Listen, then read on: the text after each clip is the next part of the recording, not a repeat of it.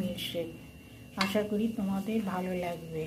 Guava milkshake তৈরি করার জন্য যে যে উপকরণগুলো দরকার আমি বলে দিচ্ছি। এখানে নিয়েছি আমি 2টো পেয়ারা। পেয়ারাটা আগে থেকে কুচি করেছি।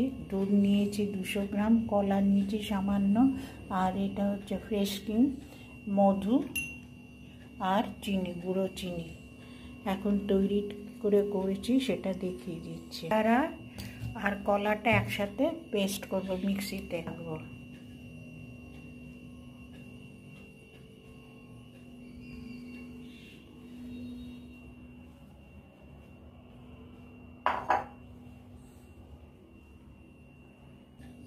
ছাঁকনি দিয়ে ছাঁকাও হয়ে গেছে। এখন এর মধ্যে ইনগ্রিডিয়েন্টগুলো দেবো। দুধ দিলাম, পুরো দুধটাই লাগবে।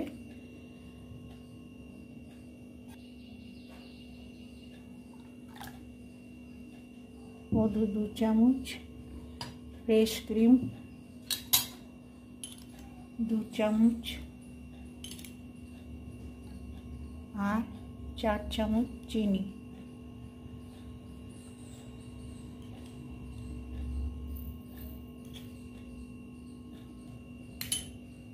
বন্ধুরা, গোয়াবা মিল্কশেকটা তৈরি হয়ে গেছে। আশা করি ভালো হয়েছে। ভালো লাগলে লাইক, কমেন্ট, শেয়ার করবে।